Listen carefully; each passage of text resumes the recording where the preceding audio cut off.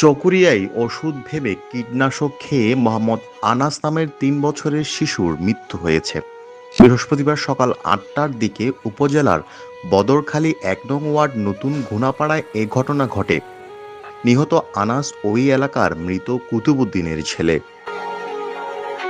কীটনাশক খেয়ে অসুস্থ হয়ে পড়লে আনাসকে উপজেলা স্বাস্থ্য কমপ্লেক্সে নিয়ে গেলে কর্তব্যরত চিকিৎসক তাকে মৃত ঘোষণা করে।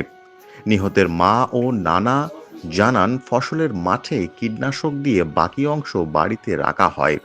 পরে কীটনাশকের গন্ধ পেয়ে বাড়িতে ঢুকে দেখতে পায় কীটনাশক খেয়ে কাতরাচ্ছে আনাস।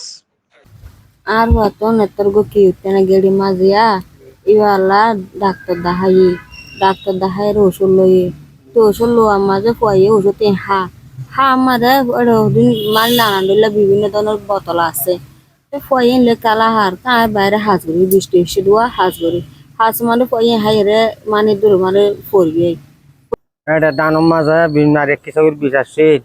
এটা খেলা মাঝে আর নাতি ওষুধ খা যোৱা ওষুধ খাই বুলিয়ে হাইবে লাগিয়ে এখন আর বাদ দিত হামগরিয়ের গড় গলিতে দেখি গেরান উঠে আমারে গেরান যে হান উঠে দেখি আর নাতি হাইয়ে দে তুলে দু মাঝে আর দৌড়িয়ে কি করলাম ডাক্তারে লগি ডাক্তার হাসপাতালে লইছ হাসপাতালে টানি আনতে আর নাতি তখন মাঝে মরা গিয়ে। চকরিয়া থানার ভারপ্রাপ্ত কর্মকর্তা মোহাম্মদ শফিকুল ইসলাম বলেন, অসাবধানতায় শিশুটি কীটনাশক খেয়ে ফেলে। পরিবারের দাবির পরিপ্রেক্ষিতে লাশটি তাদেরকে হস্তান্তর করা হয়েছে। কীটনাশকের বোতল ছিল, ওইটা সে পানির মতো দেখছে, ওরা খাইছে। বাচ্চা মানুষ তো বারান্দায় ছিল বোতল, ভুল করে খাইছে আর কি।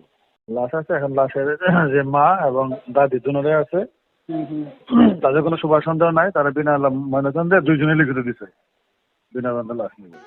স্থানীয়রা বলছে, ওষুধ ভেবে কীটনাশক খেয়ে ফেলে শিশু আনাস।